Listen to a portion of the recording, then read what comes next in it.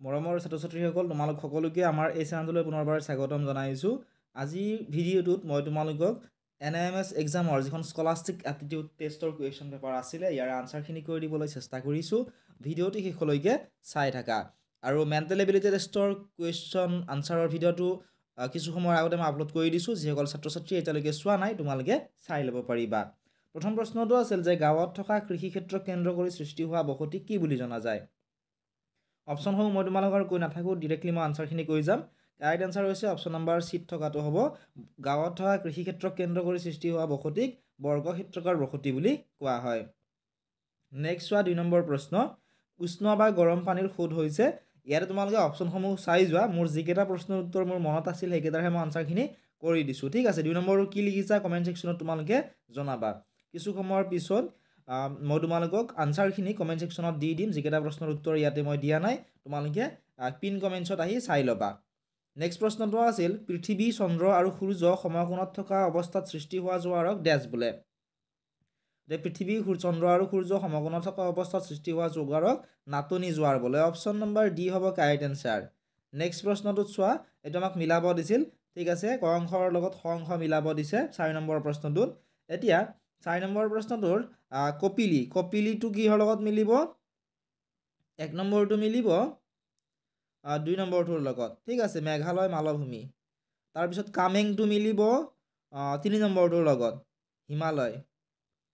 ধনশিৰিটো মিলিব 1 নম্বৰটোৰ লগত। ঠিক আছে, ধনশিৰি মিলিব 1 নম্বৰৰ লগত, লাংচেং শৃংগ। আৰু লোহিতটো মিলিব এইটোৰ লগত কাংগ্ৰি গাপু পাহাৰ। এনেদৰে মিলালে অপশ্যন এ হ'ব কাৰেক্ট এনচাৰ। তোমালোকে যদি ভিডিঅ'টো চাই ভাল পাইছা তোমালোকে ভিডিঅ'টো লাইক কৰি দিয়াৰ লগতে যিসকল বন্ধু বান্ধৱীয়ে বা যিসকল ছাত্ৰ ছাত্ৰীয়ে ভিডিঅ'টো চাই আছা তোমালোকে তোমালোকৰ বন্ধু বান্ধৱীসকলৰ লগত শ্বেয়াৰ কৰি দিবলৈ নাপাহৰিবা। কাৰণ যিসকল ছাত্ৰ ছাত্ৰীয়ে পৰীক্ষা দিছে তেওঁলোকেও গম পাব যে শুদ্ধ হৈছে নে তেওঁলোকৰ ভুল হৈছে। নেক্সট প্ৰশ্ন, the longest distance train in India is. ভাৰতৰ সকলোতকৈ দীৰ্ঘ দূৰত্বৰ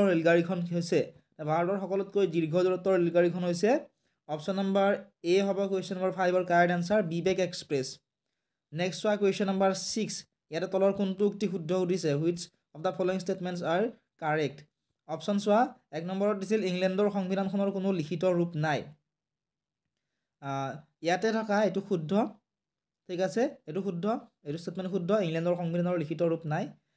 নেক্সট 2 নম্বৰত দিছিল আধুনিক যুগৰ প্ৰথমখন লিখিত সংবিধান হৈছে আমেৰিকা যুক্তৰাষ্ট্ৰৰ সংবিধান। ঠিক আছে, কুৱেশ্যন নম্বৰ 6ৰ এইটো হ'ব শুদ্ধ। ঠিক আছে, এইটো উক্তি শুদ্ধ। নম্বৰ দিয়া আছে ছুইজাৰলেণ্ডৰ সংবিধান হৈছে এখন অলিখিত সংবিধানৰ উদাহৰণ। এইটো নহ'ব। ভাৰতৰ সংবিধান হৈছে আটাইতকৈ দীৰ্ঘতম, এইটো শুদ্ধ। গতিকে 1, 3 আৰু 1, 2 আৰু 4টো শুদ্ধ। গতিকে অপশ্যন ডি হ'ব লাগে শুদ্ধ উত্তৰ। নেক্সট চোৱা 7 নম্বৰত নিম্নলিখিত কোনজন ব্যক্তি ভাৰতৰ সংবিধান খচৰা কমিটিৰ সদস্য নাছিল সুধিছে।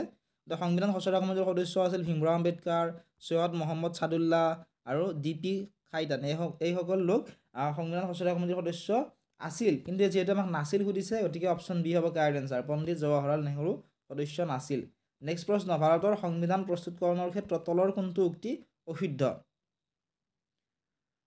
ইয়াতে চোৱা তোমালোকে অপশ্যনবিলাক কি দিছিলে। প্ৰথমটো দিছিল সংবিধান সভাৰ সভাপতি আছিল ডক্টৰ ৰাজেন্দ্ৰ প্ৰসাদ, এইটো উক্তি শুদ্ধ। ঠিক আছে, এইটো উক্তি শুদ্ধ হয়। নেক্সট আমাক দিছিলে 2 নম্বৰত 1948 চনত সংবিধানৰ খচৰা প্ৰকাশ পাইছিল, এইটো শুদ্ধ, এইটো খচৰাত প্ৰকাশ পোৱাটো শুদ্ধ। 3 নম্বৰত দিয়া আছিল 1949 চনৰ 26 নৱেম্বৰৰ পৰা সংবিধানখন সম্পূৰ্ণৰূপে কাৰ্য কৰা হৈছিল, এইটো অশুদ্ধ। নেক্সট দিছিলে 1950 চনৰ 26 জানুৱাৰীত সংবিধান সভাৰ সভাপতিয়ে সংবিধানত খচৰা সংবিধানত স্বাক্ষৰিত কৰিছিল, যিটো অশুদ্ধ। যিহেতু আমাক অশুদ্ধ সুধিছিলে গতিকে অপশ্যন চি হ'ব কাৰেক্ট এনচাৰ। অপশ্যন চিত যিহেতু 3 আৰু 4টো দিয়া আছে। নেক্সট চোৱা 9 নম্বৰ প্ৰশ্নটো, ভাৰতবৰ্ষৰ সংবিধানত অন্তৰ্ভুক্ত ৰাষ্ট্ৰ পৰিচালনাৰ নিৰ্দেশাত্মক নীতি সম্বন্ধে তলৰ কোনটো উক্তি শুদ্ধ? তোমালোকে কুৱেশ্যন নম্বৰ 9ৰ কি লিখিছা কমেণ্ট ছেকশ্যনত জনাবা। ঠিক আছে, আৰু মই কিছু সময়ৰ পিছত ইয়াৰে পাৰ্ট 2 আপলোড কৰি দিম। পাৰ্ট 2 যিকেইটা প্ৰশ্নৰ উত্তৰ দিয়া নাই তোমালোকে সেইকেইটা প্ৰশ্নৰ উত্তৰ পাই যাবা। তোমালোকে পাৰ্ট 2 চাই ল'বা। ঠিক আছে, মই কিতাপখন অলপমান চাব লাগিব, অলপমান কনফিউজ লাগি আছে। নেক্সট চোৱা 10 নম্বৰ প্ৰশ্নটো, 2002 চনৰ সংবিধান সংশোধনৰ জৰিয়তে নিম্নলিখিত কোনটো কৰ্তব্যক নাগৰিকৰ মৌলিক কৰ্তব্যৰূপে অন্তৰ্ভুক্ত কৰা হৈছে? কাৰেক্ট এনচাৰ অপশ্যন ডি টো হ'ব। ঠিক আছে, অপশ্যন ডি হ'ব কাৰেক্ট এনচাৰ।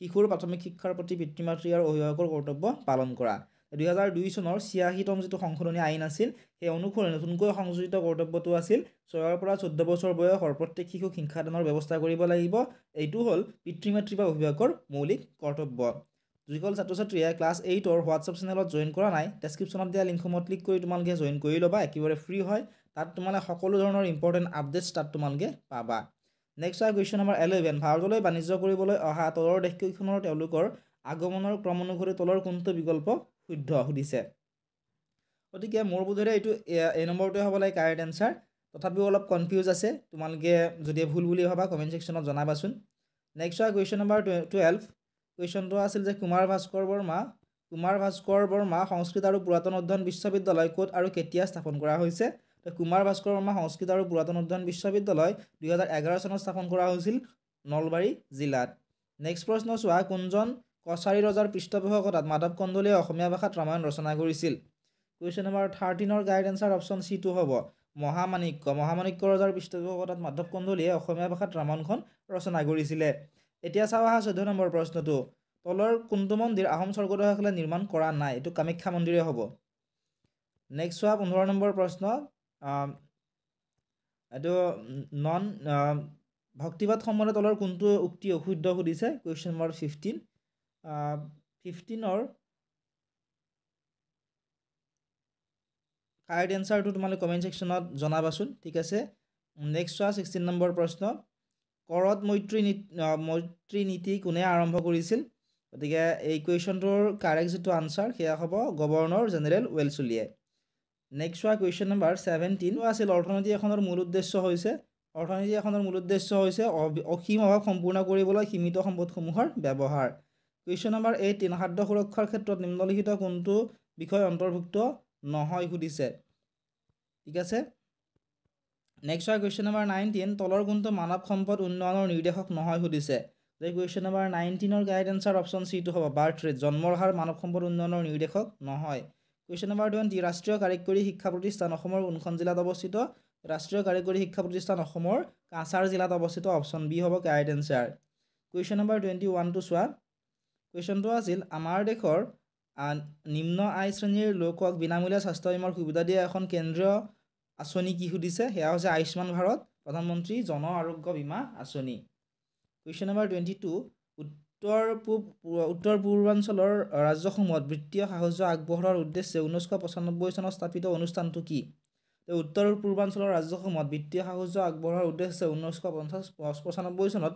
নেটফি নামৰ অনুষ্ঠানটো স্থাপন কৰা হৈছিলে যাক অসমীয়াত উত্তৰ পূব উন্নয়ন বিত্তীয় নিগম বুলি কোৱা হয় আৰু কেতিয়াবা নেটফিৰ ফুল ফৰ্মটো তোমালোকৰ পৰীক্ষাত আহিব পাৰে মনত ৰাখিবা north eastern development finance corporation limited question number 23 কুৱেশ্যনটো আছিল তলৰ কোনটো ৰাষ্ট্ৰীয় জীৱিকা অভিযান আৰু ৰাষ্ট্ৰীয় নগৰীয়া জীৱিকা অভিযানৰ মূল উদ্দেশ্য নহয় সুধিছে গতিকে যেহেতু মূল উদ্দেশ্য নহয় সুধিছে কুৱেশ্যন নম্বৰ 23ৰ কাৰেক্ট এনচাৰটো হ'ব